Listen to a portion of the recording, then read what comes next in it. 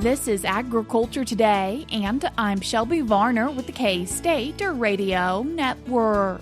Beginning the show is K-State Extension agronomist Logan Simon and K-State graduate student Zach Carson as they chat about the upcoming Western Kansas Research Extension Field Days and what unique opportunities are available.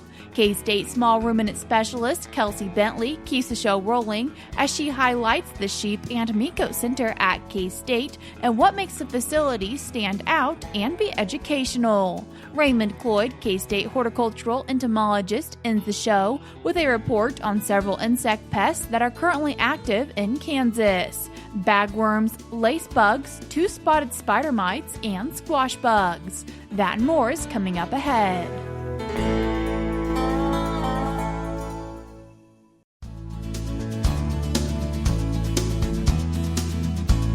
You're tuned in to Agriculture Today, and we start our Thursday show discussing the upcoming Western Kansas Research Extension Center Field Days with K-State Extension agronomist Logan Simon and K-State graduate student in agronomy at Hayes, Zach Carson. Logan, Zach, I appreciate both taking the time to join us today. Thanks for having us on, Shelby. Logan, what are these field days taking place in Western Kansas? We are very excited for the field day lineup here this year. Our field days are going to be August 25th at the Southwest Research Extension Center in Garden City, August 26th, Wednesday, at the Ag Research Center Hayes, and then concluding the week on Thursday, the 27th, at the Southwest Research Extension Center in Tribune. We got a full lineup as you move across that western part of the state. And we'll talk individually a little bit about each field day, but overall, what's the goal for attendees who come to the field day? What are you hoping they get from it? Absolutely. So across the locations, these are really, really special field days in that we are going to be highlighting work conducted by Kansas State University right here in Western Kansas. So we'll be highlighting all of the diverse research programs that are taking place out across these sites to bring relevant information to our producers right here in Western Kansas, highlighting really important topics tied back to water conservation, soil health, integrated livestock forage discussions happening that week, cotton conversations down in Garden City for the Southwest area. Just a really well-rounded program, all centered on the unique questions that we're asking right now in Western Kansas agriculture. And focusing in on that Garden City Field Day taking place Tuesday, August 25th, can you walk us through a little bit of what the schedule looks like? Absolutely. So at Garden City, the way that we do it is in the morning, we will do our outdoor tours while it's still hopefully cooler outside. We have a south tour at the main station and then a north tour up at our Finniff site. At the South Tour, we'll get to hear from Pat Geyer, our lead scientist, give kind of an update on corn and grain sorghum. John Holman will be talking about work that he's been doing in hay and silage variety performance, as well as some alternative legume options. Augustino Boer will be coming down. He is the sole scientist at Hayes, and we'll be talking about some of the work we've been doing looking at biostimulants in grain sorghum and dryland wheat. Up at the other site, I'll be up there talking a little bit on cotton varieties selection and tying that back to our limited irrigated systems in Southwest Kansas, the best combinations for maximum profitability. Jonathan Aguilar, our irrigation engineer, will also be talking on water dynamics in the corn-cotton rotation. And then on top of that, we'll get to hear from Deepak Joshi, our precision ag specialist out of the Department of Agronomy, will be down talking about some of the work that he'll have to share using some remote sensing techniques over these two studies that Jonathan and I will be talking about in cotton.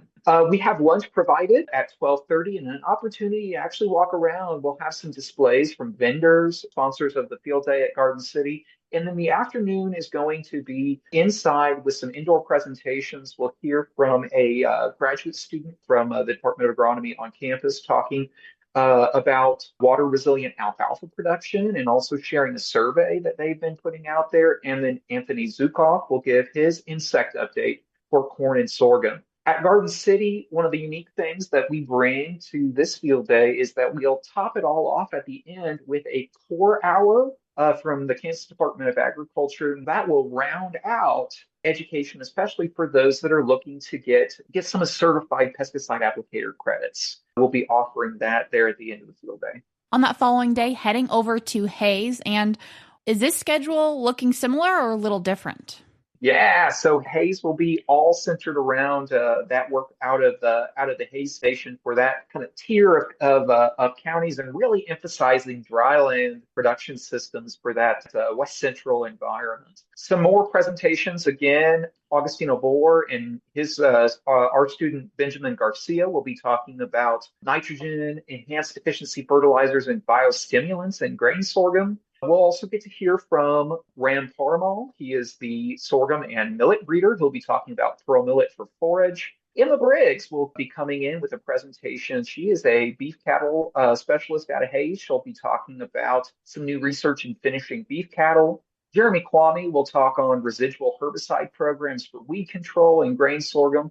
And Zach Carson will be there talking about his work with integrated crop livestock systems. Zach, can you tell us a little bit about what you will be talking on? Yeah, so at the field day, I'll be talking about integrated crop livestock systems and intensifying those systems with annual forages as well. In the Hayes study, which is the study that I'll be talking about, we looked at 4 different cropping rotations. We looked at wheat, grain, sorghum, fallow, which is the common rotation in Ellis County. We compared that to wheat, grain, sorghum, fallow with grazed grain sorghum stocks. Then we had 2 intensified forage systems where we had wheat, double crop forage sorghum, followed by a full season of forage sorghum in place of grain sorghum, followed by that fallow period where the forage sorghum was grazed. And then we had the same rotation again where the forage sorghum was hayed. Within those rotations, we looked at the effects that had on soil properties, total system production, and then profitability of each one of those rotations. What was it like doing this research? It was awesome. I mean, I grew up in Scott County on a farm that had a wheat, grain, sorghum, fallow rotation. And you always have that question, how can you make the system better and more productive? So being able to look at these different forage rotations and trying to see how far maybe you could push that rotation to make it more productive and profitable. Do you really see then some of your work having a real application to producers in Kansas? Absolutely. Yeah, I think that this is definitely applicable work that we're doing. I know of a lot of people that are trying to add forages into rotations now and trying to find more resilient crops to replace some of the grain crops that we're using now. So, yeah, it's definitely applicable. Do you see this research going forward anywhere? Yeah, so I actually just submitted my thesis today and got it approved, and I'm planning to do a PhD, and we're going to take this a step further where we're adding a cool season forage into the rotation. So we're pushing the limitations of forage even further and trying to see what else we can add. At the Hayes Field Day, will we be seeing other graduate students' research as well? Yeah, there will be numerous other graduate students competing in a poster competition. I personally actually will not be competing in the poster competition. I'll be giving a presentation in the field, but there will be, I think, around 10 students that will be competing in the poster competition from Augustine Ober's program, Ram, the sorghum breeders program, and Jeremy Kwame's program. Can you explain to us what is a poster competition? So a poster competition is where students put together on a poster results from their research. People are then invited to walk around and talk to each student, and the students kind of give like a 3-minute spiel about their poster, and then the people that are viewing the posters are then welcome to ask questions about the research that is being presented. This is a really unique opportunity for us to highlight all of the work done by graduate students based out of this Hayes experiment station. For folks that may not have been out to the station or participated in field days, we have a ton of graduate student activity in addition to our faculty at the Hayes station. Everything that will be presented, all of the research that will be presented by these students will be conducted either at Hayes or certainly across the other branch stations in Western Kansas. So very much Western focus across the board. And Logan, can you give us a quick preview of the field day taking place in Tribune on Thursday, August 27th? Absolutely. So our final field day of the week, last but certainly not least, will be at the Southwest Research Extension Center in Tribune. Here we'll be both primarily hearing from agronomist in charge, Lucas Hagg, as well as our Northwest area agronomist, Jeannie Falk Jones, really highlighting some of the work that has been coming out of that Tribune station. Topics that will be covered, as is a staple of this field day, they'll be talking about nitrogen management for dryland sorghum, as well as thinking about iron deficiency chlorosis and other micronutrients in sorghum, limited irrigation strategies, some really interesting work that has been happening out there at the irrigation field with forages and corn hybrids. So looking at those strategies. And then topping it all off, after lunch, we'll actually have a bit of a pre-plant wheat program, just kind of setting our folks up as we do look here very soon to wheat planting time. So thinking about things related to variety selection and management right there around planting. And just wanting to make the quick note, most of these are in Central Time. However, Tribune is in Mountain Time starting at 8:30, correct? You bet it is. You bet it is. 8:30 Mountain, 9:30 Central. What are the details for registration, or what are you requesting that attendees do before they come? So we certainly request folks to try to register. We have registration links available for each individual field day, so you can register for the specific one or ones that you would like to attend. It is certainly not required by any means, but it does give us a good idea of a head count, as meals will be provided across all 3 field days. So it just helps us plan how much food that we need to be ordering through caterers. Any cost for the field days? Absolutely not. No cost to attend. Everything, including lunch, will be freely offered, and we certainly hope that we'll get plenty of people taking advantage of this opportunity. Logan, Zach, I appreciate you both taking the time to join us today. Thank you for having us on, Shelby. That was K-State Extension agronomist Logan Simon and K-State graduate student in agronomy at Hayes, Zach Carson, discussing the upcoming Western Kansas Research Extension Center field days taking place August 25th through the 27th. In today's show notes on agtoday.net, I will put a link to all 3 of these field days. We're cutting to a short break now, but we'll be right back.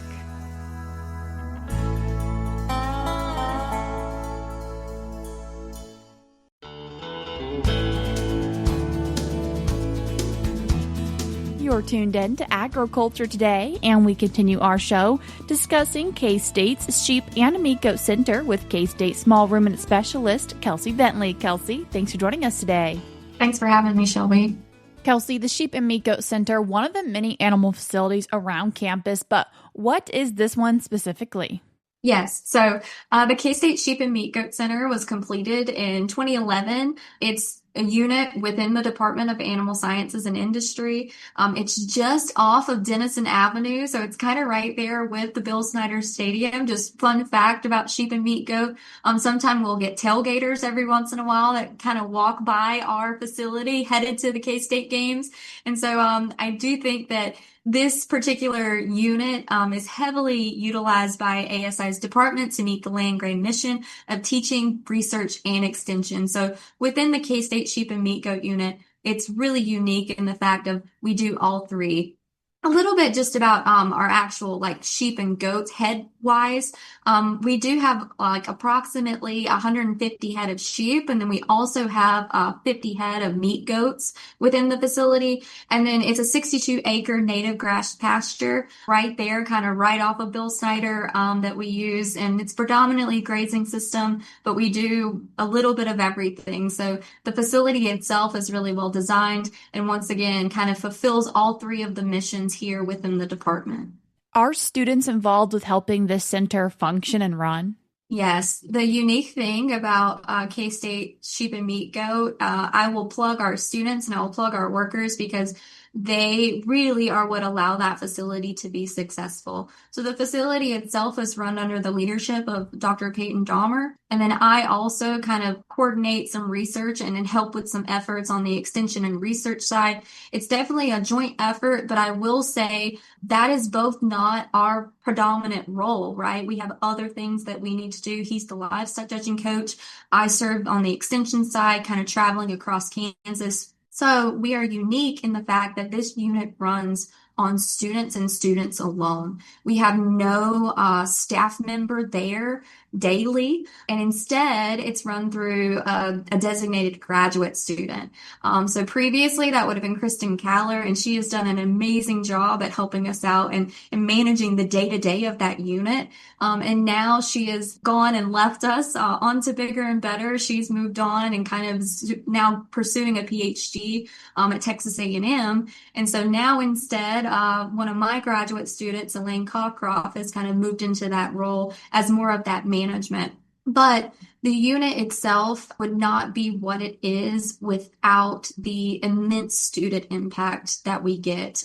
They do everything from cleaning the bathrooms and making sure the classroom component is clean to feeding and cleaning out stalls and driving the side-by-side. I mean, they do it all. So I cannot stress enough just how important students are to that facility. Do some of those students then also do research while they're out there? Yes. So research is another component of that facility that's really interesting. So obviously when I came and interviewed here, we have this really nice elevated pen setup where, you kind of start to think about all the things that can be done in these really nice kind of elevated pens where you can just kind of have sheep in them, and they're kind of off on their own. So in the kind of middle of the facility is something we refer to as the multi-purpose room, and it's just that. We will have kids that run livestock judging contests through there. We will have extension events run through there. But during the school year, students who travel out to sheep and meat goat might see that room is kind of split in half. So from that split in half of that is going to be research sheep. And with that research, while it also fulfills some of what I'm doing for my PNT and my extension appointments, it also has a formal teaching component. So like, just to give you an example, last semester, we did a study where we looked at parasitism in lambs and we artificially infected them with the most common parasite in sheep, Haemonchus contortus, so the barber pole worm. And then we gave them different treatments to see if that treatment was effective against parasites. So the undergrads themselves, I get a very small group of them. I think we had around 7 that came out there weekly. They were in charge of everything from looking after the sheep to weighing the sheep to sampling the sheep and then processing all of those samples. And then at the very end of it, they got to present their research at the undergraduate research symposium that we have for animal sciences and industry. And so I think all in all, that unit really positions itself not only location wise, right, but just having that area where students can come and there's a formal classroom, but then you walk through the door and you're right there with the sheep is a really, really interesting setup. And it's something that really makes us unique. As you look forward for the Sheep and Meat Goat Center, what are the hopes and dreams? Oh, wow. That is a great question. So moving forward, I think the hopes and dreams. So I will give Dr. Dahmer his due credit. I think all in all, we have a K-State club lamb sale where we can market some club lambs to 4-H and FFA use across the state of Kansas and even throughout the country. I will say it's not like we're just keeping our bounds to Kansas. We send sheep everywhere. I think he has done an amazing job at maintaining our club lamb flock. And that also brings a lot of interest into K-State of kids that maybe grew up with that club lamb or that kind of show background and still want to have some component of that here at K-State. They're maybe missing home and they're like, man, I miss my sheep. They can come, they can work for us, and we still have all of that Black-based influence. I think moving forward, though, if you were to ask me where my kind of goals would be, I really want to build back up our commercial sheep. I think the polypay flock provides a really interesting component for our individuals to not only get to see that show side, but also understand kind of some multi-use, kind of a dual purpose breed that can also be enrolled in National Sheep Improvement Program, which is something that I'm personally passionate about. And I think that the more that we can expose students to that and the more we can open them up to opportunities within the small ruminant sector, the better. So personally for me, I think we're cruising on a lot of the clubland stuff. I think for me, it's more so just starting to push up some of those commercial sheep, get them back to where they need to be. And who knows, maybe we can one day have a commercial polypay sale here at K-State as well. With all this time and effort put into the facility, how do you feel like it provides information and knowledge back to producers in Kansas or around the country? Yes. So I think for the most part, really where that jives is through that kind of research and extension component. So you can see how that research that I was doing using those 7 undergrads directly kind of relates back to producers. We were using a product that if a producer wanted to go out and purchase, they could go purchase that product and they themselves could use that against parasitism in their own lambs. So my goal within that facility is to do some of those kind of applied research programs where we can really start to test products and kind of see their efficacy here in a research setting. And then I can then provide those recommendations on the backside to Kansas producers and producers beyond to kind of understand if it's worth their time and efforts. So I think that's really where we shine. I won't cut us short, though. I will say we are doing a lot of collaboration with the vet school as well, looking at things like hoof disease and also looking at things like castration studies. So all of this goes back to a much broader, that's not even applied research at that point. That's more so looking at pharmaceuticals and looking at generating new and novel techniques within small ruminants. So I think that, for my purposes, I think it's very applied, very applicable, but we have to remember that that facility also serves the vet school. And I think that makes us, once again, pretty unique in the fact that we can provide those opportunities to have a little bit more research done in small ruminants. If someone's listening and thinks they want to check out the Sheep and Meat Goat Center, is that something that they're able to do in the future? Yes, absolutely. So they can either look up my contact information through K-State's website, or they could look up Dr. Dahmer, who is technically the faculty supervisor. They could get in contact with him. We then can put them in contact with Elaine, and we can start to work through some of that onboarding process. Or even if you're just wanting to better understand sheep, you're wanting to have a better understanding, I think our unit also serves a lot of the intro classes. So if you've made it through K-State Animal Science and you haven't at some point been to Sheep and Meat Goat, I think you've had a unique experience, because for the most part, our unit kind of serves a lot of different teaching purposes within the greater system of K-State, especially on the animal science side. So I like to think that normally K-State Sheep and Meat Goat kind of serves as maybe a little bit of an introduction to even people who have never had any livestock experience. So I don't want to cut us off, and say, oh, if you have no sheep and goat experience, you have no business being at K-State Sheep and Meat Goat. We kind of welcome all. But yeah, my recommendation would be either get in contact with me, or you can reach out to Dr. Dahmer, and we can certainly work on getting you kind of hooked up with Elaine, and then hopefully get you working out at Sheep and Meat Goat. Kelsey, I appreciate you taking the time to join us today. Thank you. That was K-State Small Ruminant Specialist Kelsey Bentley. I will put their contact information in today's show notes. We're cutting to a short break now, but we'll be right back.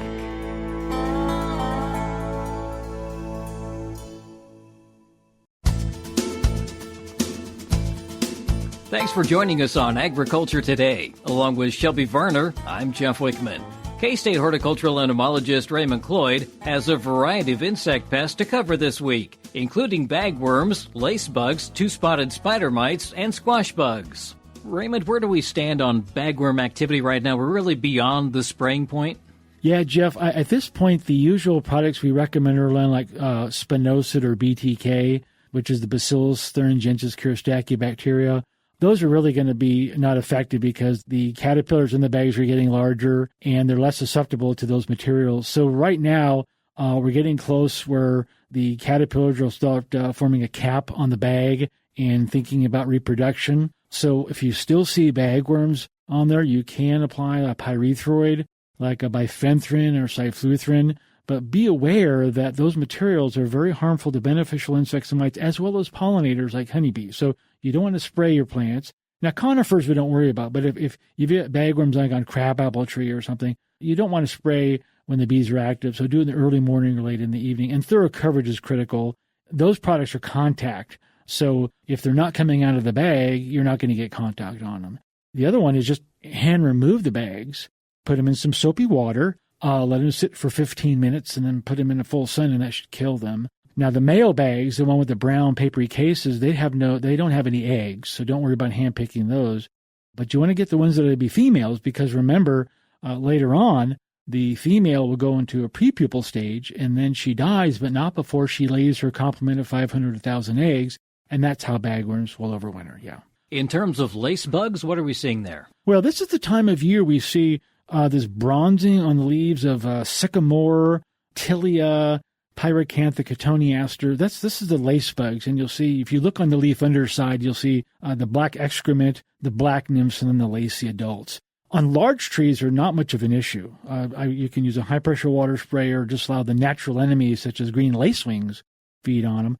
But there are some that are pestiferous, and one of them is the aster lacebug. And I know from experience that if you don't control aster lacebug, it'll just devastate your asters. And the other one is the eggplant lacebug, which is now feeding on eggplants. So if you see this yellowish-brown bronzing on the leaf topside, look underneath, and you'll see the black excrement, the black nymphs, and the lacy adults. And you can use a high-pressure water spray to dislodge them, and that's really easiest, or just on the larger trees, just don't do anything. It's not really worth it.